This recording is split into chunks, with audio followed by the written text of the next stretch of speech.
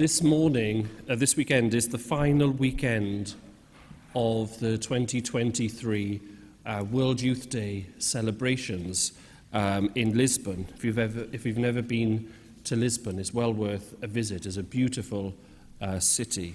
And particularly today, Sunday, the Holy Father, probably at this moment in time, is presiding at the closing Mass of World Youth Day in the presence of all of those people from around 150 countries from around the world. With such a decline in religious practice, with a seemingly lack of young people with faith, if we listen to the popular media, perhaps even with the aftermath of COVID, and with commentators in the popular media before the World Youth Day began predicting that the young people wouldn't bother to turn up this time to World Youth Day. I do find it fascinating that on Friday, the Holy Father celebrated the Stations of the Cross with around 800,000 young people. That yesterday at Fatima, he celebrated the Rosary with almost 300,000 people. And I'd like to point out that there's probably over 1 million today.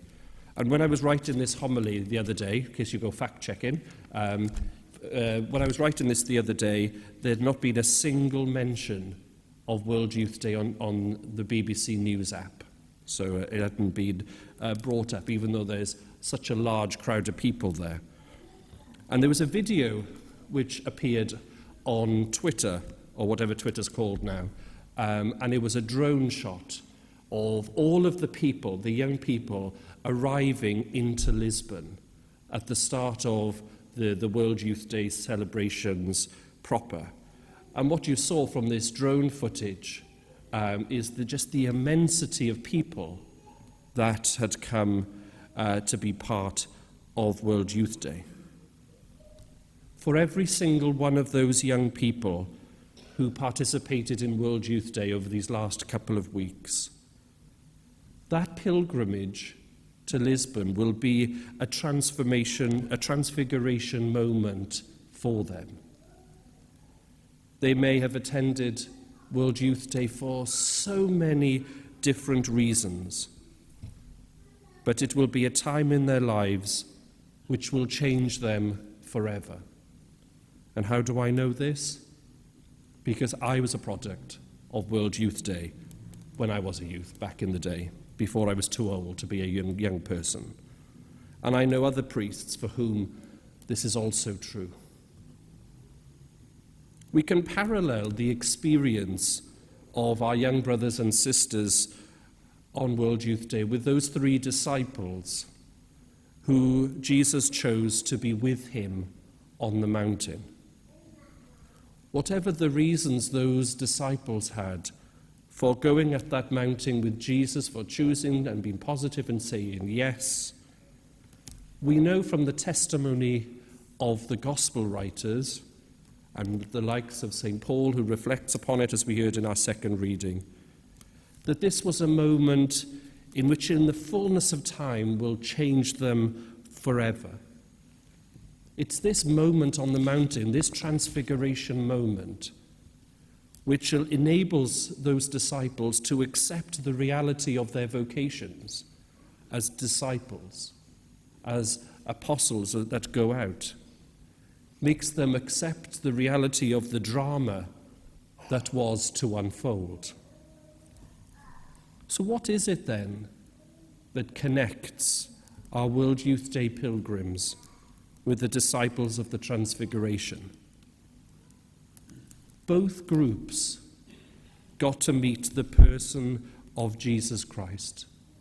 They got to meet the reality of who Jesus is, not what people say about him. Just like the disciples on the mountain, our own pilgrims on World Youth Day, of which 60 or so are from our own archdiocese, have got to encounter the reality of the person of Jesus in the liturgies that have been celebrated, in the catechesis, in the teaching that have been arranged? Absolutely. But also significantly, they've got to meet the person of Jesus in each other, in engaging with people as they meet them in all those public spheres, in being able to recognize that faith is alive and that having faith has a lot to offer. The papal preacher, Father Cantalamessa, now Cardinal Cantalamessa, he once reflected on this very gospel. And he said that until this moment, the disciples needed to experience Jesus in his external appearance, how he was perceived, because they weren't ready to behold him as he really is. But then came the Transfiguration moment. There became a moment where they recognized the reality of Christ. And then for them, he says, that recognition moment came with the Father. This is my Son, the beloved. He enjoys my favor. Listen to him.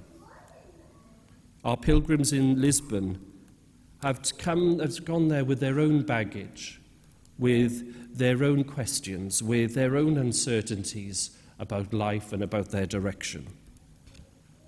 They have penetrated through the exterior shell of what people have said about Jesus. Now they get to meet with Jesus. Now they are able to echo those sentiments of those disciples on the mountain.